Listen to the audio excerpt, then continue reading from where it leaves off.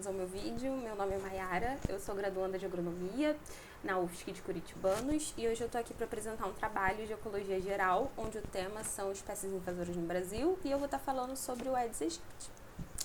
A origem do Aedes aegypti. A primeira nomenclatura que ele recebeu foi Culex aegypti. Culex de mosquito, aegypti de egípcio, sendo assim, o mosquito egípcio. Porém, em 1818, descobriu a espécie Aedes, e eles perceberam que pela morfologia ele seria mais próximo do Aedes do que do Culex. Logo, a nomenclatura foi mudada e ele passou a se chamar Aedes aegypti. A principal característica que mudou foi o tamanho do corpo deles. O Aedes ele é muito menor se comparado ao Culex. Além disso, o Aedes aegypti tem as características muito marcantes, que são um corpo repleto de listras brancas. Ambos possuem a vida com cerca de 30 dias, 30, 40, porém o Aedes possui a característica de que as asas deles são translúcidas. Sendo assim, eles fazem um barulho muito baixinho que nosso ouvido humano não é capaz de perceber muito bem. Sendo assim, ele não tem a mesma característica daquele zumbido característico dos pernilongos domésticos, por exemplo. Ele é quase inaudível.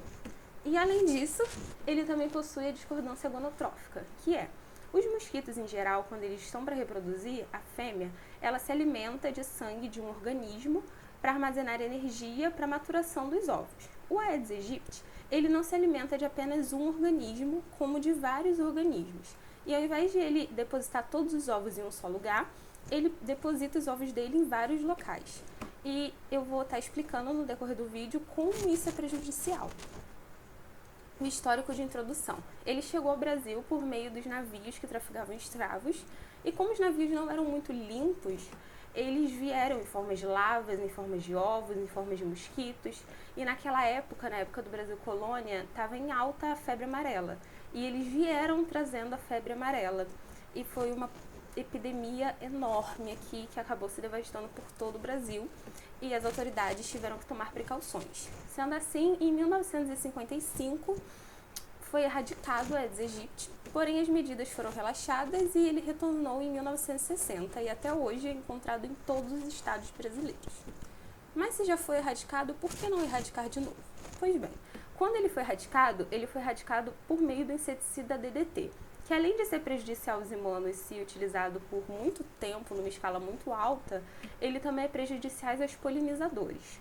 E como ele foi usado de uma forma muito alta, e se for continuando usando assim, acontece dos mosquitos eles adquirirem uma certa resistência e ter que aumentar o inseticida, aumentar a fórmula, achar algo mais potente. Dessa forma, acontece que prejudica mais os humanos e mais os polinizadores, e acontece de alguns continuarem sendo resistentes.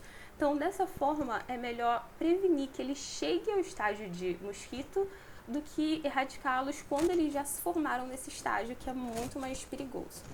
Além disso, ele também contamina animais com a Dirofilaria imitis, que é o verme do coração, que seu principal hospedeiro é o cão, mas ele também contamina herbívoros e humanos e felinos, e é uma doença que quando chega ao coração pode levar até a morte. Também tem implicações econômicas, como por exemplo, os mosquitos eles têm preferência para locais tropicais, digamos assim. Então, nesses locais tropicais, acontece muito de quando não tem esse controle sanitário, ter uma epidemia muito grande. Sendo assim, tem muitos turistas que têm medo de ir até esses locais, e algumas vezes o governo também fecha as portas para turista, por meio dos turistas levarem a doença lá para dentro, quando está controlada, ou por meio da doença sair de lá quando está levemente fora de controle. Isso traz muitos problemas às economias desses países tropicais e subtropicais. Além disso, temos também as implicações sanitárias. Além de contaminar animais, eles também contaminam humanos, como eu disse, da febre amarela. Eles também causam dengue, chikungunya, zika e algumas outras doenças. E essa reprodução ela é muito facilitada nesses locais de água parada e em locais que muitas vezes a população chega até a não ver, mas tem até uma campanha que se diz 10 minutinhos contra a dengue, que não é só contra a dengue, como vocês puderam ver, mas que é para poder tirar esses focos de água parada. Muitas vezes a tampa da caixa d'água está meio aberta e acaba que eles se reproduzem por lá, ou então o lixo que não está muito bem tapado e nas poças dos sacos eles acabam se reproduzindo nessa água que cai da chuva e, nesses casos, eliminem focos de água parada. Assim, chegamos às formas de controle. Tem a técnica do inseto estéreo, que é quando, em laboratório, eles aumentam o número de Aedes aegypti machos e liberam no ambiente, sendo que esses machos eles são estéreis, sendo assim, quando eles acasalam com as fêmeas, elas não são capazes de gerar ovos. Assim, diminui um pouco, tem um leve controle.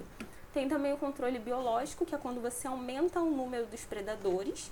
Teve um caso na Argentina que, para diminuir o foco de Aedes aegypti, eles aumentaram o número de sapos na Argentina para tentar controlar, já que o sapo é um predador do mosquito.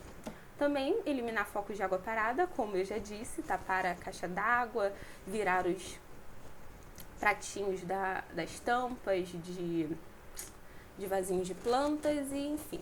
Além disso, nunca esquecer de lavar com água e sabão, que como veio dos navios para cá, pode até não ter tido água quando chegaram aqui, mas por não ter sido lavado com água e sabão, eles continuaram ali e acabaram por ser eclodidos, os ovos no caso, são os que me refiro, e enfim, contaminando toda uma população, todo um país. Essas aqui são as referências bibliográficas que eu usei. Caso vocês tenham alguma dúvida, vocês podem deixar aqui embaixo nos comentários. Vou estar deixando meu e-mail no box de informações, caso vocês queiram mandar mais alguma coisa por lá. E é isso. Muito obrigada por todos terem assistido e até uma próxima vez.